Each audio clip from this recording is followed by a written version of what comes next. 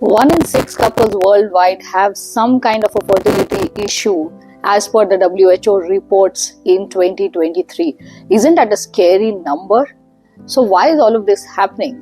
If we look at what are the changes that are happening in our lifestyle and how it is impacting our health, our overall health, if we are looking at all of the chronic diseases that people are suffering from, we see a very, very scary rise. The trends are alarming.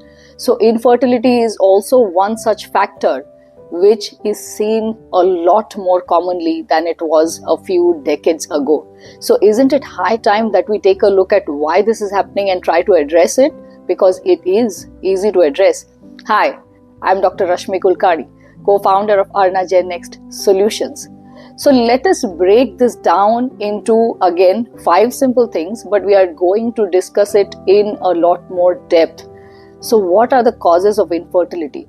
There can be infertility issues with either of the couple, either of the partners.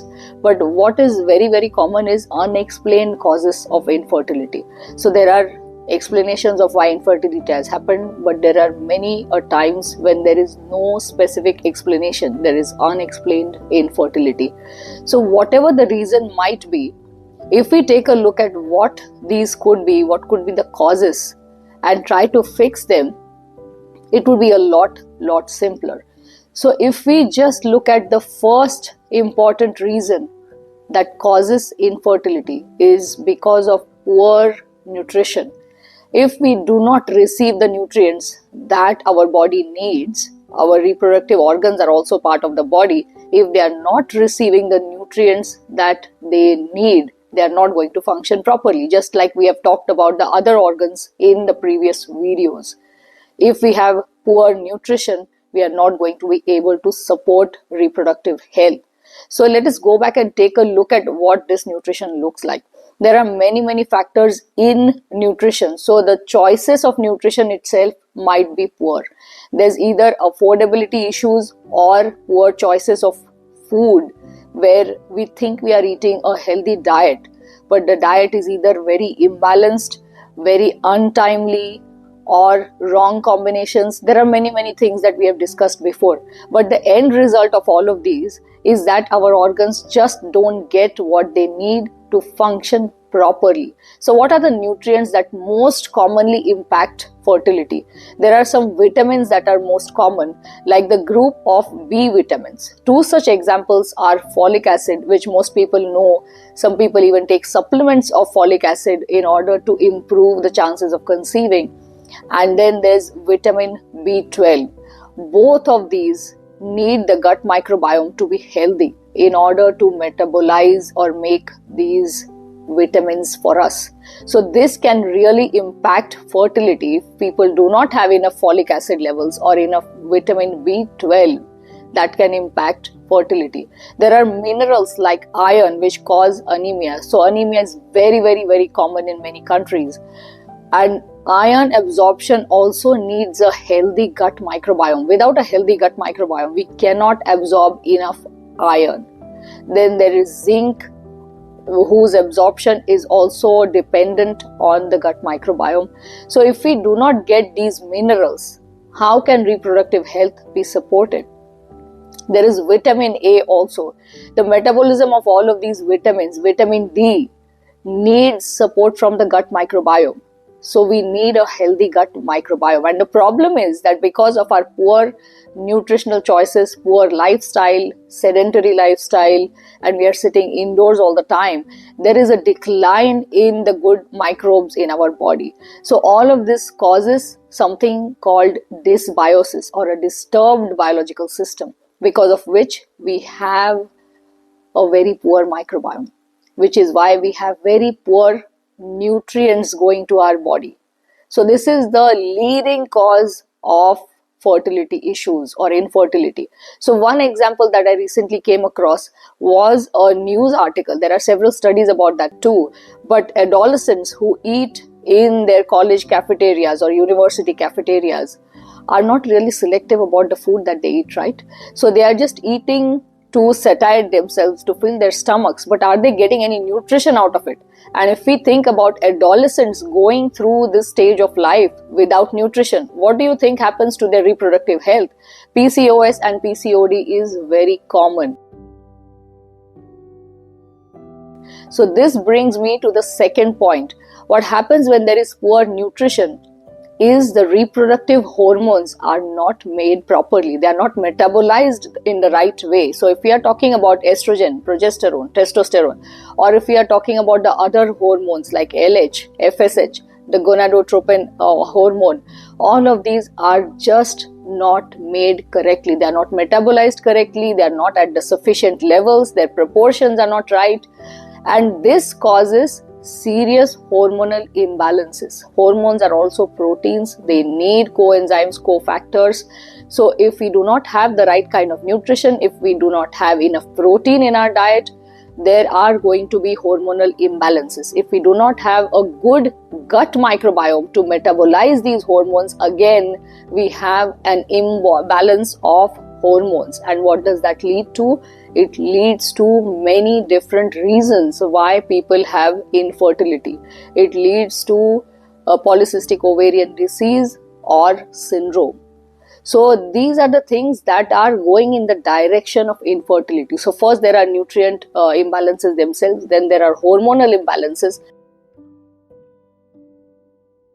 What happens next, which brings me to the third point, is that this dysbiotic microbiome is now going to cause more serious damage because people start having leaky gut, things start going into the bloodstream, and this leads to inflammation. So when there is inflammation in the body because the body is just not getting what it needs, things are leaking out, and there is undigested food in the intestine, what happens because of leakage of toxic metabolites in our bloodstream and because of pathogens also that might go in the bloodstream, these toxic metabolites are reaching other organs, and if they reach organs that impact reproductive health, you have inflammation there like the ovaries or the uterus. What do you think will happen?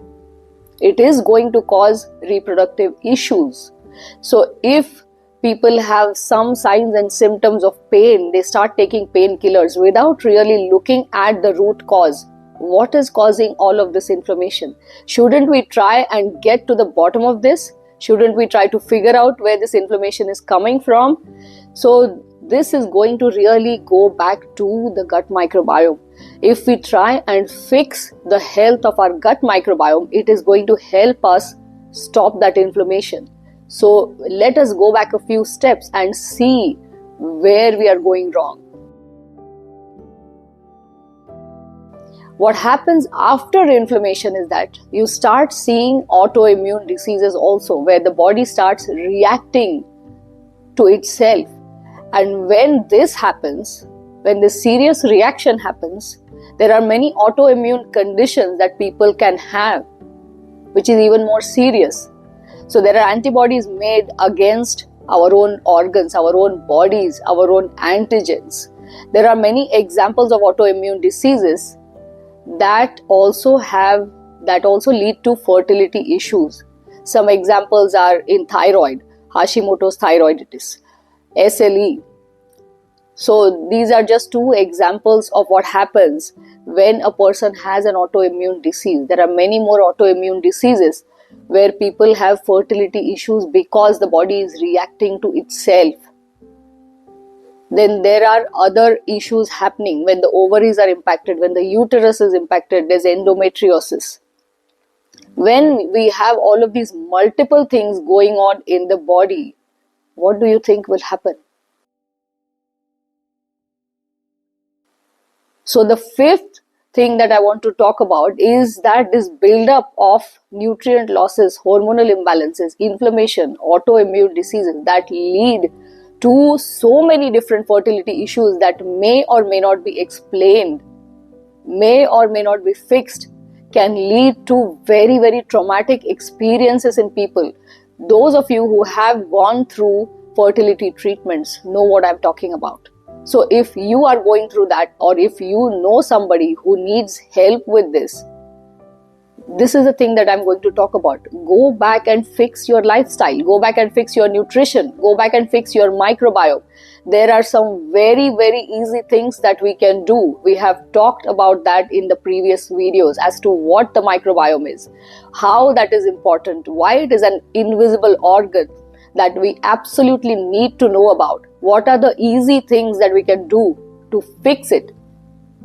It is very, very easy to do. Just going back to a more nature-friendly lifestyle, eating wholesome foods, eating a balanced diet, keeping our life stress-free, doing outdoor activities, exercising for 150 minutes a day, walking, having enough hydration, getting enough oxygen by deep breathing techniques. If we just manage to follow all of these, eating fermented foods to get live germs. So there are a lot of videos that focus on specific nutrients. Do go back to the channel and watch those. If you want useful tips related to this particular topic, do let us know in the comments box.